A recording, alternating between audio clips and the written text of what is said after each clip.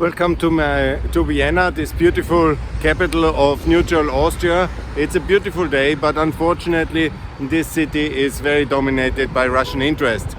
Recent discovery of this huge 22-year, 7 billion euro gas contract of 2018 and the fact that Russian scheme of the Sberbank. Basically, the Sberbank wants to have 300 million for the European asset, and Raiffeisen should pay that, and so retrieve some of the lost funds. Maybe an interesting scheme, but you see, economically, Austria is still very much linked with Russia in many ways, and politically as well. We are one of the few remaining countries which rejects joining NATO. And that's of course a big problem, and the economics and politics are very much linked on that one. And I call for Austria to join NATO, for Austria to break with Russia and to sell all these assets, and if they are minus, then the taxpayers have to pay it. Yeah, it's very expensive, but this is why we have export insurance and the insurance of such economic investments. Everybody knew it was very risky to invest in Russia. Now the taxpayers will have to pay it, and it will increase our debt level considerable, but it's the better way, the moral way, and the strategically sound way, because otherwise all these investments of Raiffeisen, of OMV, they will be totally lost.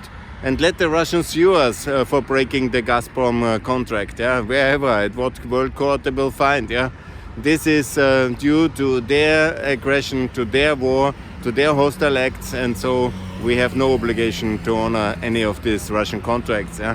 And they will probably then confiscate the Austrian properties, and we have to compensate the Austrian companies. Yeah?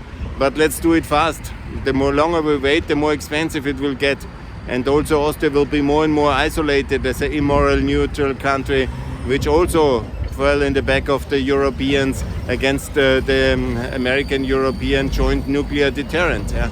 Which luckily we have by the French, British and American nuclear protection. Yesterday we discussed this, and it's very clear. The Russians are always using it against us. But we have to break this terrible treaty which Kurz has subjugated us, prohibition of nuclear weapons, while Russia is threatening every day with nuclear Armageddon, and then somehow intimidating our population into submission. The Ukrainians certainly will not be subdued by such intimidation tactics and threats and brutality, and there will be anyhow no nuclear war, because American nuclear weapons really work, and the Russians work as well, for sure, as the rest of the weaponry. It's dangerous. I'm absolutely against nuclear war, but the reasons why we don't have it is because we have the mutually assured destruction of the Cold War all over again. And thanks, America, for putting us under your nuclear umbrella and defending us as well in Austria. And then that Malta, Ireland and Austria, the three grandstanding neutrals, signed a treaty against nuclear weapons under Kurz's failed corrupt leadership is really very shocking. And I'm opposing this treaty. We have to cancel it. We have also to produce our own nuclear energy. We have to join NATO and be a completely normal European country like everybody else is. And no, Malta and Ireland is not the alternative, yeah? And there is no third way Yugoslavian Tito-esque kind of scenario of the socialist third way or the Christian democratic third way. There's NATO, there's the EU, there's the Euro, there's OECD, there's the American nuclear protection, there's the victory of Ukraine, and there's the defeat of Russia, and of course there is also nuclear energy. I was never propagating this up to now, but I started now to say it very clearly. We have survived the Cold War because of the nuclear deterrent. We need also better nuclear energy than Russian gas. Yeah? If that's the choice, and it seems to be, between deindustrialization and dependency on Russia or nuclear energy, then better have nuclear energy. Yeah, if we don't like then to have solar in the Alps and wind in the Alps, where so few people live and where we have so much land, and then we don't like nuclear, and we better continue to submit Austria towards Russian imperial power via political domination. I mean, it's crazy what the Austrian political elites are arguing and doing every single day. I have very little understanding for that. Anyhow, that's my stopover in Vienna. I was in Slovenia now. This is the place where actually the whole Austrian monarchy was governed. It was unfortunately not a very good democracy. It was an imperial project. I'm against empires. I'm for democracy. I'm for voluntary union of the European Union and for NATO. I'm for America, and I call for all countries of the former monarchy to be in NATO, in the EU, with the Euro. And this is the logic of what I'm doing.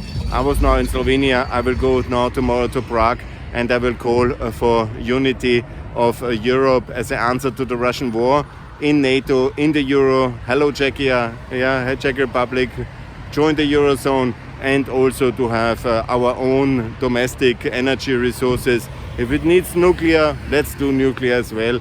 We have it in Slovenia, we have it in the Czech Republic, in Slovakia, in Hungary, but no to Russian nuclear. No to Russian nuclear. Yes to American, European nuclear, and yes to Australian or wherever the uranium is coming from, not from Russia. Yes, let's boycott Russia and let's punish Russia for exactly the genocide they are doing. And I think I'm on the firm fundament of our founding fathers of our republic. It's our set, because Raab, Fiegel, Renner, and here we have Reimann and the others, they were socialists, the others Christian Democrats, but nobody wanted to live under Russia. The Austrian Social Democrats were very upset about the communists taking power and killing their socialist friends. This was absolutely atrocious to them. And they killed also so many Austrian socialists over there. You know, when you ask them, would you like to live under that regime? Nobody would say yes.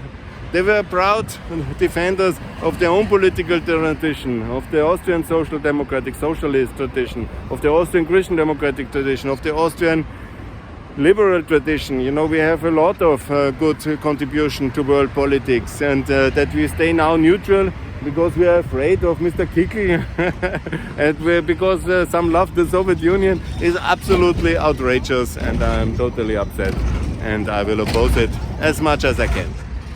Austria, join the West. This is my Vienna stop, and more to come from the next place tour of my tour through Central Europe now. I will go to Prague, and I will keep you posted from Prague. Thanks a lot. All the best. Bye.